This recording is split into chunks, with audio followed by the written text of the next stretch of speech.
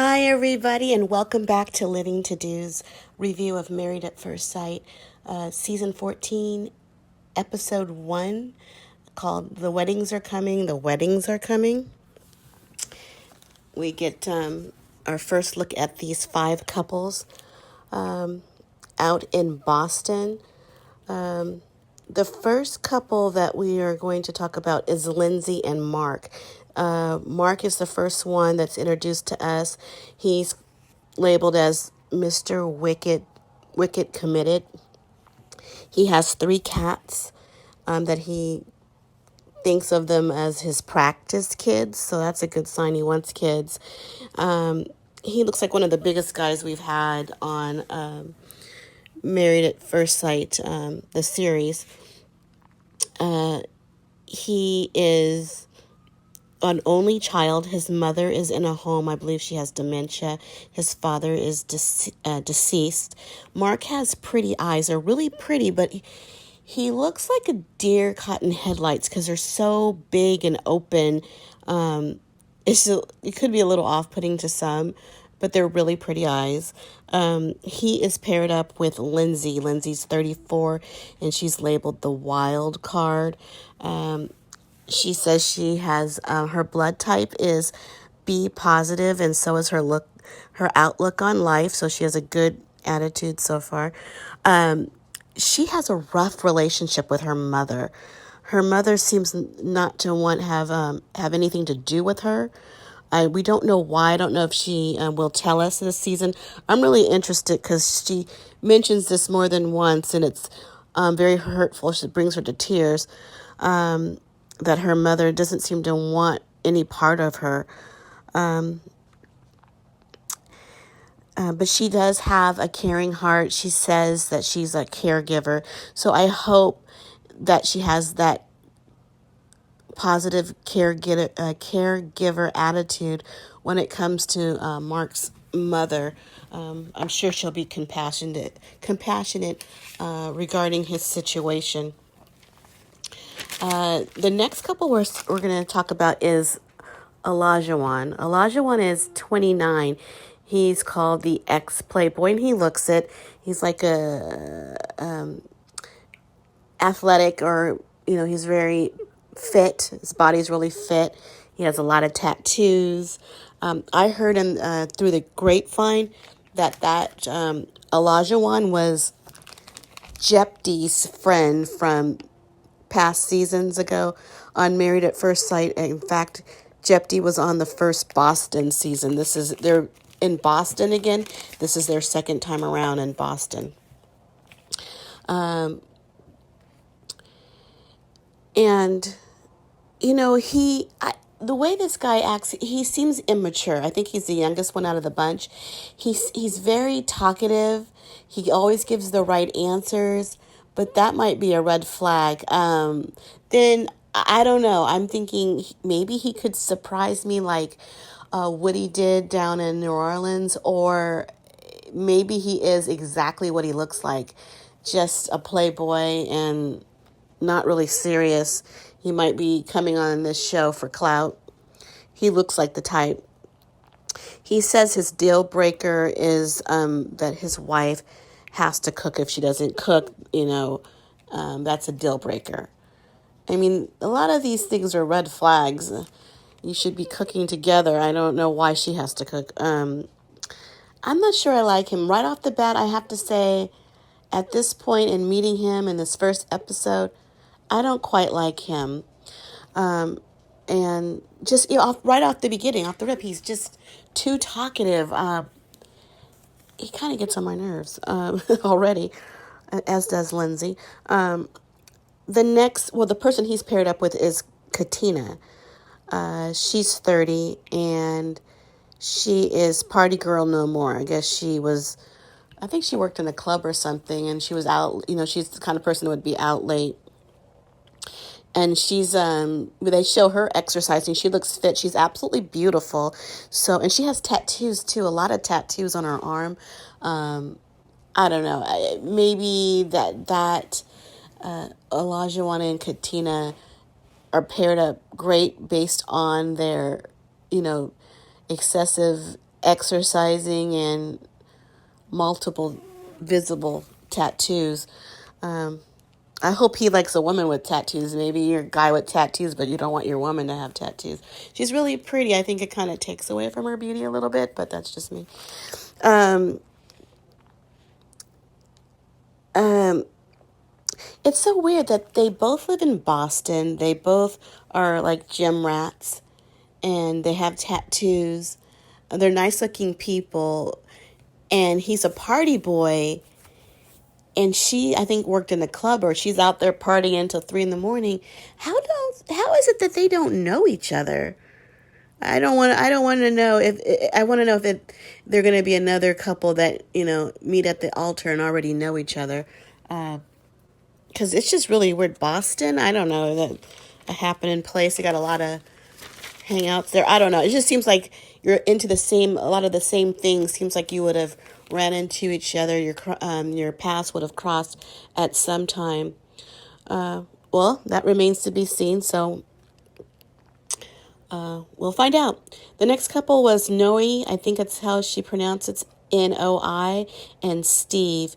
Steve is 38, Mr. Free Spirit, and we know he's unemployed.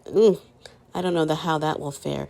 Noi is 33, and she's quietly noisy, which is cute, and she seems like that kind of person. She is quiet, but she does have a wild side. They had her showing off wigs and strutting and posing. So that's going to be an interesting couple. I think they kind of look paired up great. They look like they're kind of Asian, or at least he might be half Asian, and she's Asian. Laos, I think she said she's from. So it'll be interesting to see if they are a true match. Next, we have Jasmina. She's 29. She is Miss No Nonsense. She's so pretty. Very, very pretty. She's one of 9 children. And her family background is very interesting. Her parents are not in her life really, or at least not her mom. Her mom's not in her life. Her dad married a woman, and it was just her stepmother, and they got divorced, but I guess she stayed with her stepmother. She sees her stepmother as her mother, and her biological mother apparently has nothing to do with her. Her dad divorced her stepmother, and he moved to Jamaica. That's just wild.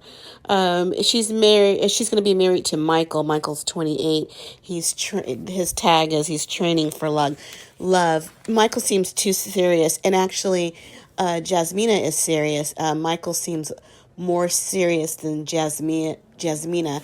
He seems to have a little bit an anxiety about being married. It was going to be interesting. I hope they're matched well.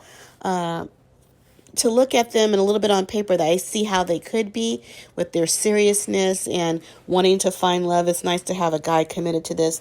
Let's see how he is truly committed. I think he's a critic of people when he finds something about someone that he doesn't like. I think it stands out in his head. It becomes a problem. He said something about it. They don't eat right, or they don't, eat their meal correctly the way he sees fit. I think he blows it up in his head, makes it a problem, and that might hurt him in relationships. Okay, let's see here next. Got the time back.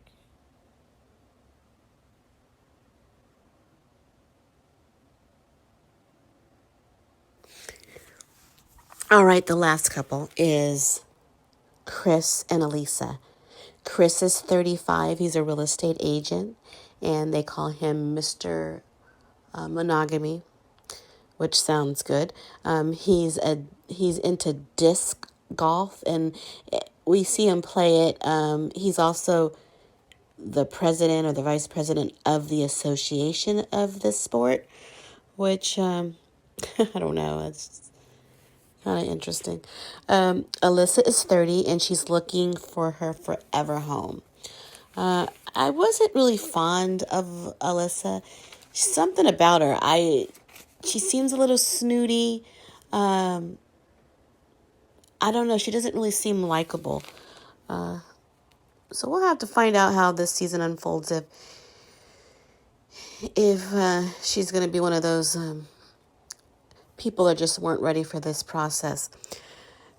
They have their bachelorette parties and bachelor parties, and they have their get to know sessions, get to know each other. The girls have theirs, and they're greeting each other for the first time. They're meeting each other for the first time.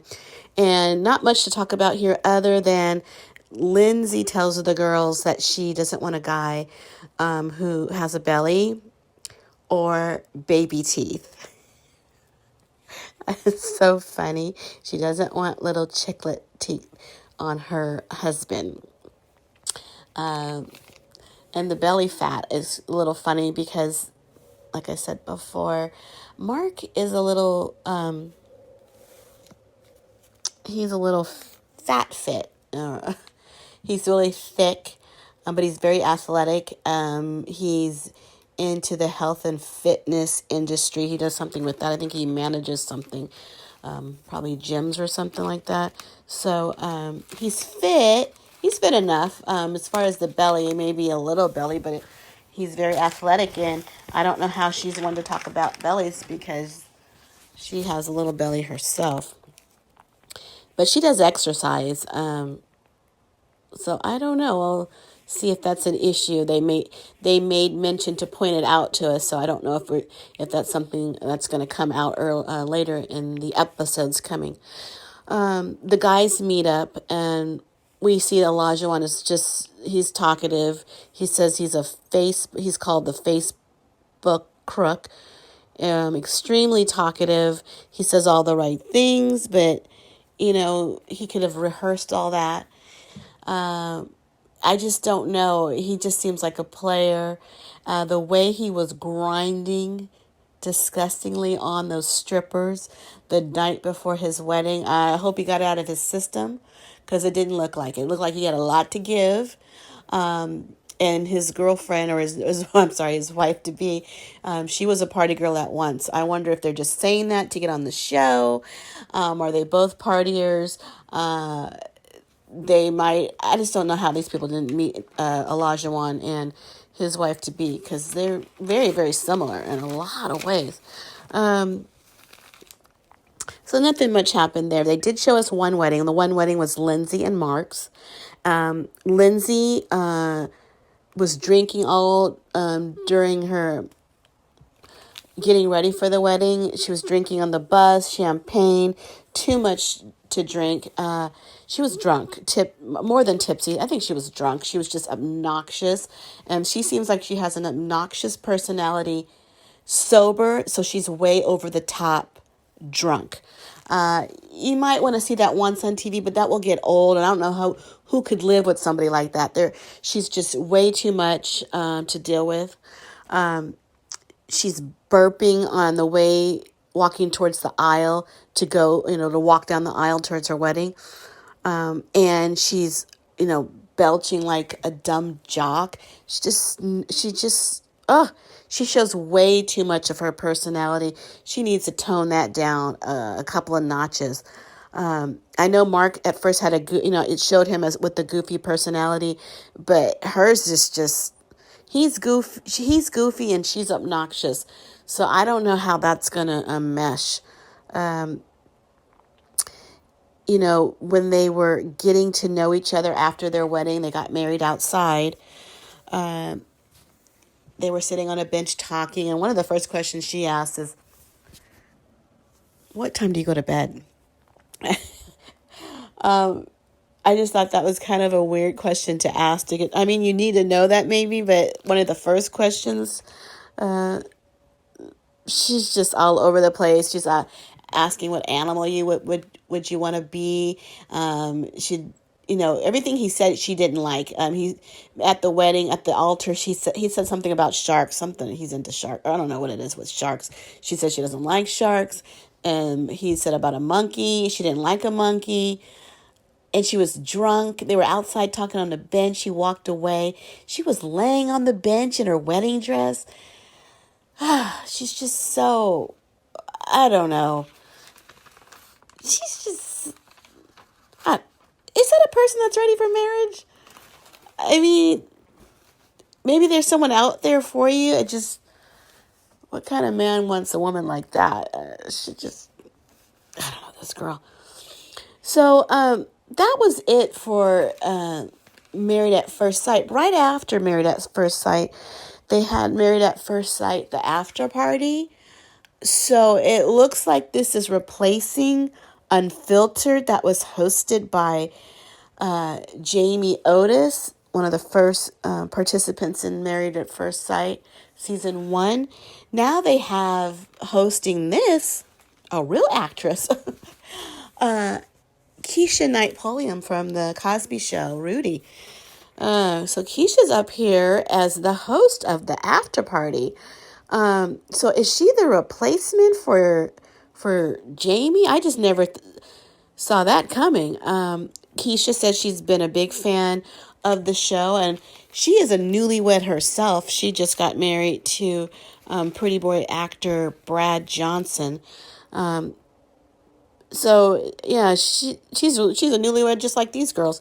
On the show, they had Jasmina and Lindsay and what's the other girl's name? What is her name? Lindsay and I'm going to have to get to know these girls a little bit more so I can memorize their names. I can't think of her name right now. Let's see. What is her name? Oh, Katina. Those 3 girls were on. We got to know a little bit more about Lindsay. Lindsay, we found out she doesn't like all the girls. In fact, we knew that from the actual show, but they did re-show it on the after party episode. And she doesn't really care for Elisa. We also found out that Elisa has already blocked Lindsay. And we see why, or Katina tells us why, because she talked about Elisa behind her back at one of the tapings. And so that's why Lindsay blocked her. Katina just told the truth, looked her dead in her face and said, you know why she blocked you, and you talked about her. So I don't know what that's going to look like in future episodes, their interaction. Again, we learned about Lindsay's mother. We learned that Lindsay's mother was actually in town for the wedding. She's from Texas. She was in Boston the weekend of the wedding. She did not attend the wedding. She went home. And of course, this upset Lindsay once again. And she was crying on the after party show. That does hurt. Your mom's right there and she just won't show up for you. I don't know what the situation is with the mom. I am dying to find out. Lindsay was, she's just so uncouth. She was looking for sweat stains on her dress. Oh God, Lindsay.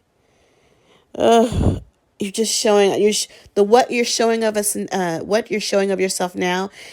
It sounds like you're just going to be way too much to deal with. You're going to be definitely the wild one on this season. Your tag name, the wild card, is very fitting.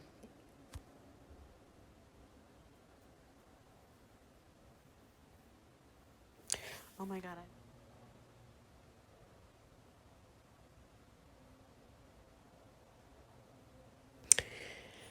Well, that is it, everybody. This is the new season. This is episode 1. Hopefully, it'll be more exciting. I mean, one of the favorite things I love about Married at First Sight is the new couples meeting each other for the first time. So we'll have more weddings next week.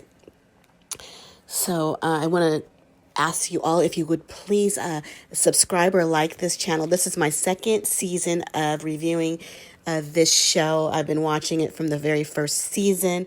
So if you would please subscribe and help this channel grow, I would appreciate it.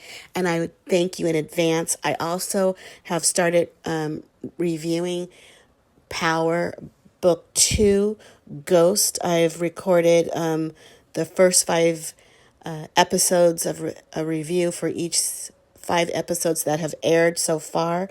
So I would, invite you to come along for the ride there as well. So for now, I guess that's it. I will be back next week. I hope you will join me then. But for now, I gotta go because I got living to do. Thank you. Bye.